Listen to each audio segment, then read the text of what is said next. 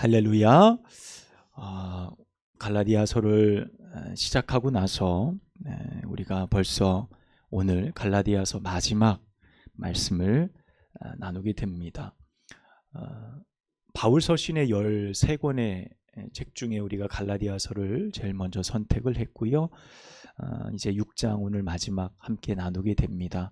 그리고 다음 주부터는 우리가 데살로니가 전서 후서의 말씀을 이어서 나누도록 하겠습니다. 1993년 11월 4일에 불교계의 큰 별이었던 해인사의 성철 스님이 입적한 날이 1993년 11월 4일입니다. 몸에 화장을 다 이제 화장을 막 했을 때, 모두 마쳤을 때 모두가 화장을 마치고 난 뒤에 굉장히 크게 놀라게 됩니다. 왜냐하면 그 몸에서 사리가 약 200여 개가 나왔기 때문이죠. 불교계에서 사리는 그 스님의 삶이 어떠해 있는지를 극명하게 보여주는 상징과도 같은 것이기 때문에 지금까지 성철 스님이 어떻게 보면 한국의 불교계에서 굉장히 큰 인물로 존경받는 이유가 될 것입니다. 성철 스님이 입적한 후에 그 사리를 보기 위해서 전국의 많은 사람들, 불교 신자들이 그곳에 몰려들기도 했고요. 그리고 기존 절들이 그 200여 개의 사리에서 하나라도 얻어서 자기가 세운 절 위에 사리탑을 세우고 성철 스님의 흔적을 배우고자 많은 사람들이 그것을 따라가고 보기도 했던 그런 기억들이 있습니다. 얼마 전 프란치스코 교황이 선종을 하셨죠. 수많은 사람들이 그 장례를 지켜보았습니다. 성 베드로 성당으로 들려가는 그의 관을 사람들이 지켜보며 참배를 했죠. 이후 일반인에게 그 무덤이 공개가 되어졌고요. 많은 사람들이 그곳을 참배하면서 프란치스코 교황이 살았던 그 삶의 모습을 배우고 또 그 의미가 무엇인지를 또 그 삶의 기억들을, 흔적들을 참배하며 담아내는 그런 일들을 우리가 또 기억해 보게 됩니다. 제가 신학교 시절에 수업 시간에 한 교수님께서 갑자기 자기와 악수할 특권을 주겠노라 라고 하면서 학생들에게 이야기를 했습니다. 나와 악수를 할 사람은 앞으로 나오십시오 그랬습니다. 그 학생들이 모두 어리둥절했죠. 어쨌든 몇 명의 학생들이 교수님과 함께 악수를 하러 나갔습니다. 악수를 다 이렇게 마치고 나서 교수님이 악수를 한 이유를 알려줬어요.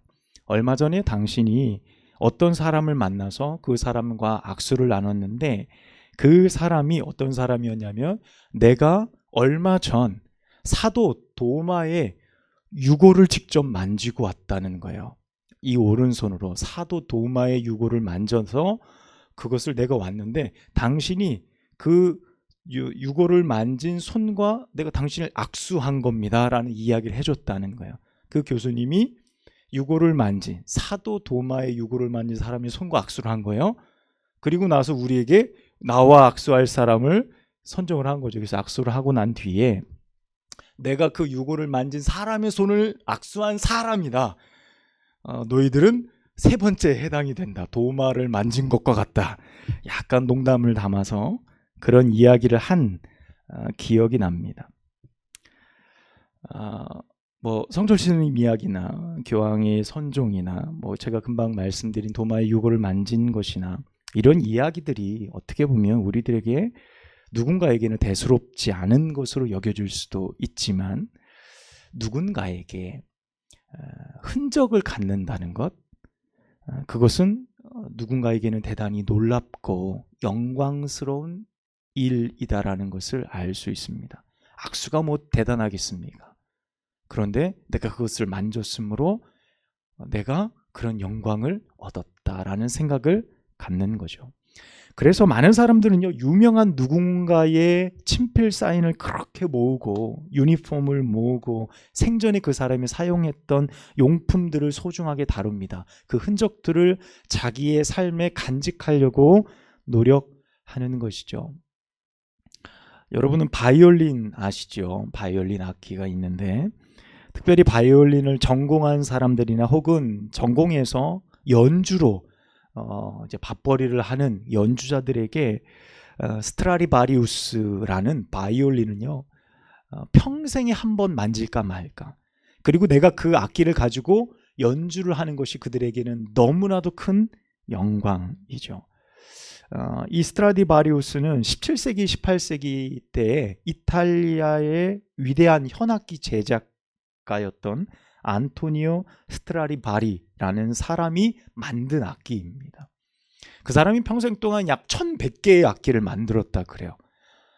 1100개면 그래도 꽤 되는데 이렇게 생각할 텐데 그 악기 중에서 거의 대부분이 소실이 되고 650개만 현재 세계에 있는 겁니다. 그러니까 엄청난 희귀성을 가지고 있죠. 연주하는 사람들이 그렇게 많은데 이 스트라디바리우스라는 악기를 가지고 있는, 그것을 사용하는 사람이 650명이 불과한 겁니다. 그래서 이 악기를 사용하려면 누구에게 협찬을 받거나 아니면 돈을 주고 사야 되는데 살 수가 없어요. 최근에 이 악기가 경매에 나왔는데 무려 얼마에 팔린 줄 아십니까? 저거 하나가 200억에 팔렸어요. 200억에 낙찰이 됐습니다. 보통 그 스트라디바리우스 악기들이 몇십억씩 이렇게 팔리는 엄청난 고가의 악기이죠. 그래서 바이올린을 연주하는 사람들에게는 한 번쯤 내가 한번 현을 켜보고 싶은 소원을 담는 그런 악기입니다. 우리에게 흔적을 소유한다는 것, 어떤 거장의 어떤 위대한 삶을 살았던 그 사람의 그 무엇인가를 내가 소유한다라는 것은요, 그 사람의 인생에 있어서 굉장히 큰 의미일 것입니다. 또 내가 그것을 소유하려고 많은 노력을 하거나 그 노력의 산물들로 혹은 많은 돈을 들여서 값비싸게 그것을 얻으려 하는 이유가 다 거기에 포함되어질 것이라고 생각을 합니다. 특별히 저는 오늘 우리가 갈라디아서를 마치면서 오늘 이 흔적을 소유한다라는 의미를 우리가 정리할 필요가 있다라고 생각이 됩니다. 그동안 갈라디아서에서 우리가 정말 너무도 많이 만났던 거짓 교사들의 주장, 이스라엘 백성의 수천 년의 전통의 중심에 서 있던 율법과 그 율법의 핵심이었던 할례, 그것을 우리가 계속 말씀을 통해 나누었죠. 여러분, 할례를 받는다는 것은요, 언약의 백성이 되고 아브라함의 자손이 된다는 것을 우리가 알았습니다. 즉 아브라함의 자손이 된다는 것은요, 어떤 것이냐면 그의 흔적을 갖는다는 것입니다. 아브라함이 그의 아들을 할례를 하고 그 할례가 시작이 되어져서 그 할례의 전통이 시작됐어요. 그러니까 아브라함의 자손이다라고 말할 때에는 할례를 통해 그것을 증명하게 됐죠. 그것이 흔적인 거예요, 그들에게 있어서. 그래서 그들에게 이 할례라는 것이 얼마나 큰 가치인지, 그 흔적을 소유한다는 것이 얼마나 귀한 것인지 이스라엘 사람들은 너무나 잘 알고 있는 겁니다. 그래서 그것을 소유하기 위해 최선을 다해 애쓰고 율법을 지킴으로써 사실상 내가 그의 자손입니다 라고 확정짓기 위해 얼마나 애쓰며 살아왔는지 모른다는 거예요. 우린 위에서 나누었던 몇 가지 예화들처럼 사람들은 나름의 노력을 통해 거룩함을 추구하죠. 또 삶을 던져 열반에 이르려는 수많은 노력들을 지금까지 여러 종교들 안에서 해오고 있습니다. 모든 종교들 안에서 이런 시도들은 지금도 끊임없이 일어나고 있고, 또 누군가는 해탈의 경지에 이르렀다, 열반의 경지에 이르렀다, 누구는 거룩한 순교의 자리에 이르렀다라고 말을 합니다. 여러분, 이것은 하나의 종교적인 노력을 통해 흔적을 얻고자 하는 일련의 과정들입니다. 그리고 그 종교의 과정 중에서 특출난 어떤 사람의 생애가 많은 사람들에게 큰 귀감을 주죠. 그리고 그 귀감이 그 사람이 소유했던 일부의 것을, 흔적들을 취하고 그것을 가짐을 통해서 나도 그것을 배울 수 있고 소유할 수 있다라는 생각을 갖게 하는 것이 여러분, 종교 안에서 지금도 일어나는 현상들이라는 겁니다. 저는 오늘 바울이 사랑했던 갈라디아 교회 그 성도들에게 왜 바울은 마지막으로 흔적에 관한 말씀을 그들에게 남겼는지를 생각해 보았습니다. 그리고 그가 흔적이라는 말을 했을 때 사실 바울은요, 자신에게 두 가지 흔적을 가지고 있다라고 말하고 있는 거예요. 바울은 두 가지 흔적을 가지고 있죠. 여러분, 어떤 겁니까? 하나는 바울이 어디 출신이죠? 유대인 출신이에요. 그렇죠. 다소 출신이기도 하지만 유대인 출신이에요. 그는 바리새인입니다. 그러면 바울도 무슨 흔적을 가지고 있을까요? 할례의 흔적을 가지고 있겠죠. 바울도 할례자입니다. 바울도 할례의 흔적을 가지고 있는 사람이에요. 여러분, 또 하나의 흔적은 무엇입니까? 오늘 본문의 말씀과 같이 예수의 흔적을 가진 사람입니다. 바울은 이 두 가지 흔적을 모두 가지고 있어요. 그런데 여러분, 이 두 가지 흔적은 매우 극명한 차이점이 있다는 사실을 우리는 염두에 두고 말씀을 들어야 합니다. 할례는 13절의 말씀처럼 육체에 새기는 흔적이지요. 그렇지 않습니까? 남자의 성기의 표피 끝을 잘라 평생 이 사람이 할례자임을 증명했습니다. 이는 육체의 흔적을 새기는 것이며 동시에 그가 어떤 삶을 살아가든 할례자라는 명분을 육체가 증명해 주는 거예요. 그를 딱 보면 이 사람 할례자다라는 흔적이 그 사람을 증명해 주는 것이죠. 여러분, 그러나 바울이 말한 17절의 말씀처럼 내가 내 몸에 예수 그리스도의 흔적을 지니고 있노라 라고 말씀한 것을 여러분 보십시오. 여러분, 바울이 예수 믿고 나서 몸에 새긴 흔적이 무엇입니까? 할례처럼 자기의 몸에 흔적으로 새긴 어떤 흔적들이 있습니까? 내가 예수 믿고 나서 어떤 흔적을 새겨야 될 법이 있나요? 여러분, 예수 믿고 어떤 흔적들을 새기셨습니까? 어떤 분들은 그래요. 표징으로 몸에 십자가를 새긴다든지, 저 남미에서 신앙생활을 하는 사람들을 보면 십자가만 문신에 예수님 얼굴을 등에다가 탁 새기기도 하고 성경 구절들을 새기기도 합니다. 바울이 예수 믿고 나서 내가 예수의 흔적을 지녔노라, 가졌노라라고 말할 때에 여러분, 그 몸, 자기의 바디예요. 몸이에요, 몸. 몸 안에 예수 그리스도의 흔적을 새겼다는 거예요. 여러분, 할례는 새겨져 있는 흔적인데 바울의 흔적은 도대체 뭘까요? 여기서 말하는 흔적은요, 성경의 본문 안에 나오는 헬라어의 뜻의 흔적은 글씨로 새기는 흔적이 아닙니다. 여기서 말하는 흔적 본래의 의미는요, 도장을 찍다는 이에요. 불도장을 찍다는, 낙인 찍는다는 것을 우리가 잘 알죠. 우리가 예전에 우리나라도 과거의 노예제도 혹은 종예제도가 있던 시대가 있었습니다. 그래서 종의 소유를 표시하기 위해서 뭘 했죠? 쇠에 글씨가 새겨진 것을 달궈서 낙인을 찍었어요. 이마나 볼에 낙인을 찍었어요. 그래서 그 사람이 평생 그 삶을 살아가도록, 노예의 삶을 살아가도록 그렇게 했다는 거예요. 지금 바울이 말하는 내 몸에 예수의 흔적이 있다라는 그 의미가 바로 예수의 낙인이 내게 찍혔다는 의미예요. 내게 낙인이 찍혔다. 자, 그러면 왜 몸이라고 말할까? 바울은 여전히 할례를 행한 한 가지 흔적만을 가지고 있을 뿐인데 왜 내 몸에 예수의 흔적을 지니고 있노라 라고 말하고 있을까요? 여러분, 우리 말씀을 한 군데 찾아볼까요?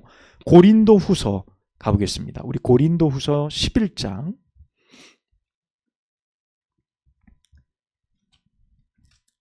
갈라디아서 바로 앞에 있어요. 고린도 후서 11장 23절에서 27절까지 말씀입니다. 고린도 후서 11장 23절에서 27절까지의 말씀, 우리 바울이 자신의 몸에 흔적을 새겼다라는 예수의 흔적이 무엇인지 우리 함께 말씀을 통해 나누겠습니다. 자, 읽어보겠습니다. 시작. 그들이 그리스도의 일꾼이냐 정신없는 말을 하거니와 나는 더욱 그러하도다.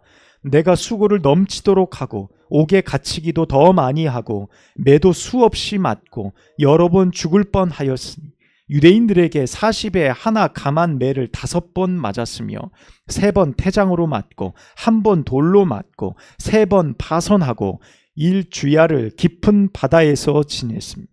여러 번 여행하면서 강의 위험과 강도의 위험과 동족의 위험과 이방인의 위험과 시내의 위험과 광야의 위험과 바다의 위험, 거짓 형제의 위험을 당하고 또 수고하며 애쓰고 여러 번 자지 못하고 줄이며 목마르고 여러 번 굶고 춥고 헐벗었노라. 아멘. 여러분, 이 말씀이 뭡니까? 바울이 고린도 교회 형제들에게 자신이 사도로서 살아왔던 삶을 한마디로 요약해 주는 겁니다. 여러분, 지금 바울이 지녔다라고 말하는 예수의 흔적이 낙인이라고 그랬습니다. 낙인이에요. 몸에 새긴 낙인입니다. 여러분, 그러면 지금 우리가 읽은 말씀을 통해서 발견할 수 있는 바울의 흔적이 무엇입니까? 여러분, 어떤 것이죠? 바로 그거죠. 예수 믿고 난 뒤에 그가 당했던 수많은 핍박의 흔적들이에요. 자기 몸에 새겨진 흔적들입니다. 여러분, 할례는 예식을 통해서 행해지는 흔적이었지만 바울이 예수 믿고 나서 내 몸에 내가 예수 그리스도의 흔적을 지녔노라라고 말할 때 그가 자랑했던 흔적은 어떤 겁니까? 온통 상처투성인 거예요. 매맞은 흔적들, 돌에 맞아서 악물은 수많은 상처들, 채찍과 매에 맞은 것들, 여러분, 그 모든 모습들이 자기 몸에 새겨진 흔적이라는 겁니다. 여러분, 매 맞고 돌 맞고 채찍에 맞은 그 흔적들, 여러분, 유명한 누군가의 작품을 큰 돈을 주고 사는 것, 우리가 아까 서두에도 나눴듯이 누구의 요거를 만지는 것, 그래서 내가 그의 흔적을 가졌다라고 말하는 것과 지금 바울이 내가 예수 그리스도의 흔적을 가졌다라는 의미와 얼마나 큰 차이가 있는 것인지 우리는 말씀을 통해서 발견하게 됩니다. 여러분, 하지만 여러분, 돌에 맞고 매에 맞은 흔적이 무슨 자랑거리일까요? 춥고 배고프고 못 입고 못 먹고 사는 사람 삶이 여러분 자랑입니까? 부끄러움입니까? 세상 사람들은 이것을 부끄러움으로 여겨요. 내 몸의 모습을 부끄럽게 여깁니다. 그런데 바울은 이토록 자랑스럽게 내 몸에 예수의 흔적을 지녔노라 라고 말하고 있는 겁니다. 여러분, 그러면 그 이유가 무엇일까요? 여러분, 오늘 바울이 우리에게 말합니다. 할례는 그것을 지님으로 스스로의 자랑거리가 되는 겁니다. 할례의 흔적을 가짐으로 내 스스로 거룩하다, 나는 누군가의 자손, 그 누군가가 누구죠? 아브라함의 자손이라는 흔적, 그 할례의 흔적을 가짐으로 내 스스로 나에게 면죄부와 같은 상징성을 갖는 것입니다. 그러나 예수의 흔적을 지닌다는 것은요, 예수를 따라가며 그분과 같이 되는 것이고, 할렐루야, 그분처럼 살아가는 것이고, 그분의 삶이 내 삶의 실제가 돼서 내가 그렇게 살아가다 보니 내 삶의 상흔이 입혀지는 거예요. 내 삶의 흔적들이 새겨지는 거예요. 예수를 따라가다 보니 나중에 나의 삶을 보니까 그와 같은 흔적들이 남아서 자랑스럽다. 겸손함으로 그 흔적을 기뻐할 수 있는 것. 여러분, 이것은 어떤 돌판에 아름답게 새겨진 흔적이 아니에요. 누구나 흠모할 만한 모습이 아닌, 여러분, 세상에 온통 거칠고 험한 상처들이 그 몸에 다 새겨져 있는 겁니다.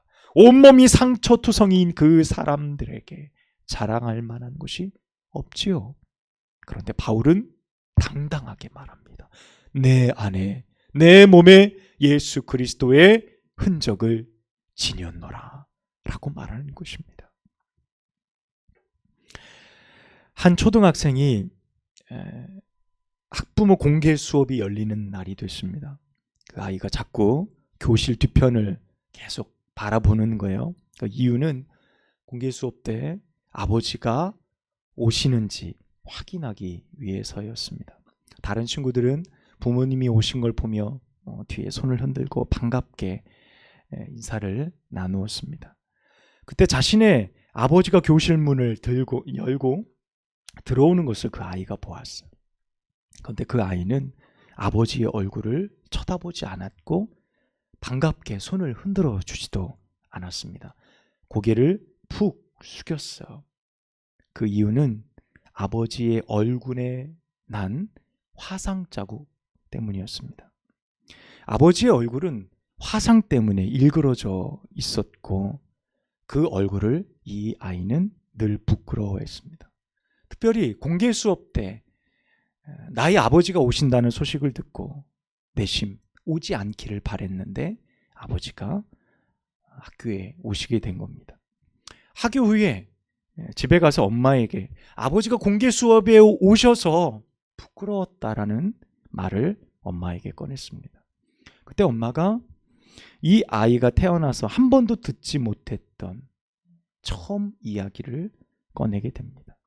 그 아이가 어릴 적 집에 큰 불이 났었는데 그 아이가 집에서 자고 있었던 거예요. 그 사실을 알고 불 속으로 뛰어들어가 자신의 아버지가 자고 있던 아이를 들쳐업고 나오게 되면서 얼굴에 큰 화상을 입었었던 것이죠. 그 흔적이 얼굴에 깊이 새겨져 있었던 겁니다. 아이는 엄마의 그 말을 듣고 그 자리에서 펑펑 울게 되었습니다. 그리고 나서 아버지의 일그러진 얼굴을 부끄러워했던 자신의 모습이 너무 죄송스럽고 또 죄송스러웠다고 합니다. 그 이후로 아이가 자라면서 그 아이는 아버지의 일그러진 얼굴이 부끄러움이 아니라 자랑스럽고 감사한 얼굴로 바뀌었다는 거예요.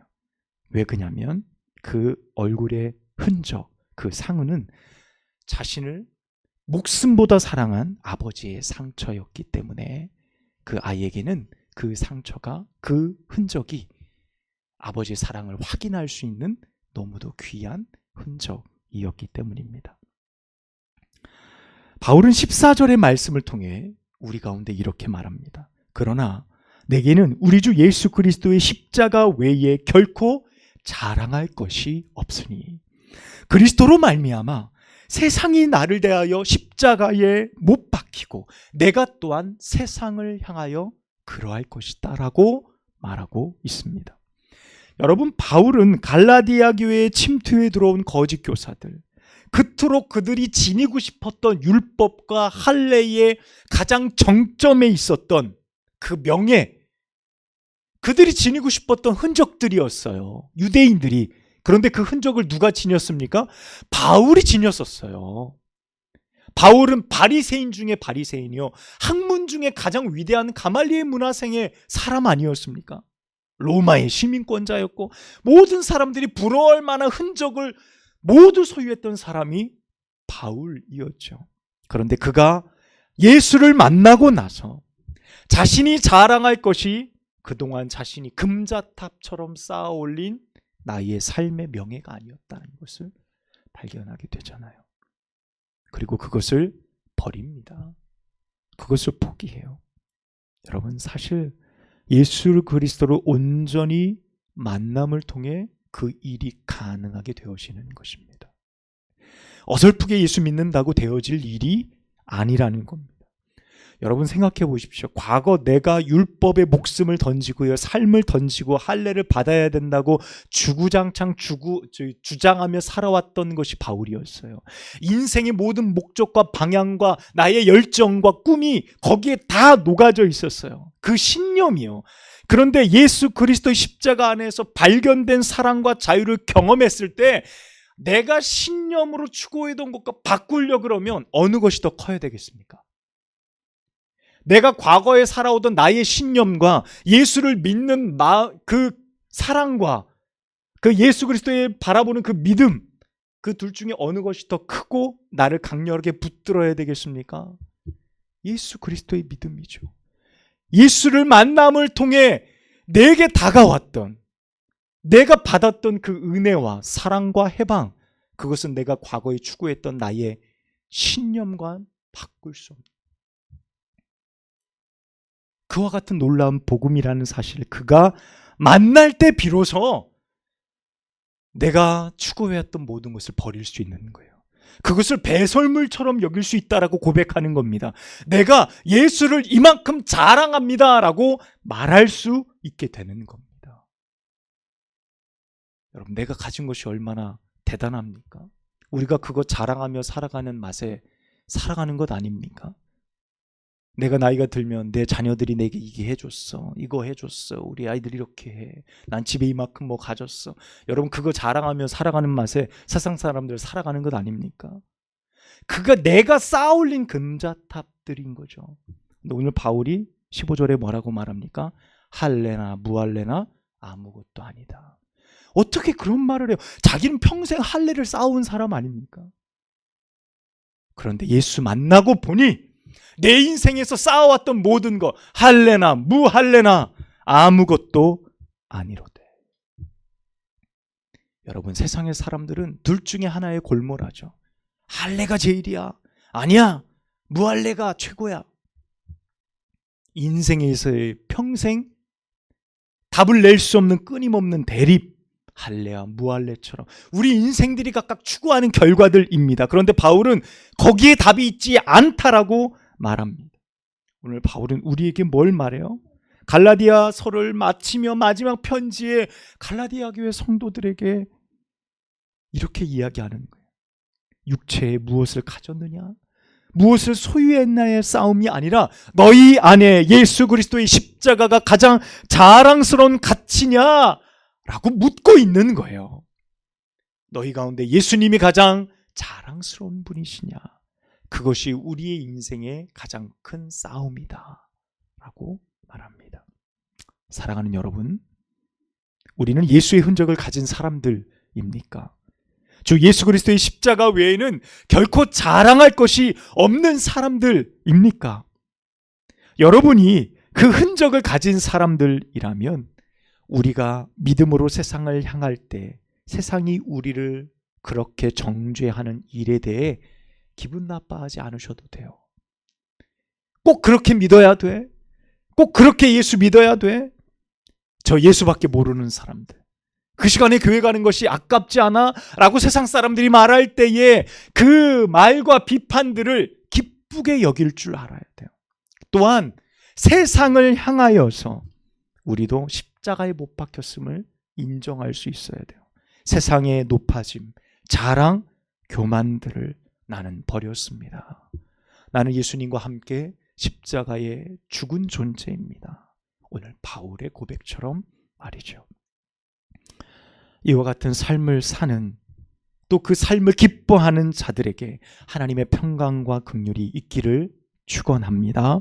이 자리에 계신 여러분 모두 예수의 흔적을 소유하는 진정한 축복의 길에 설 수 있는 여러분 되시기를 축원합니다.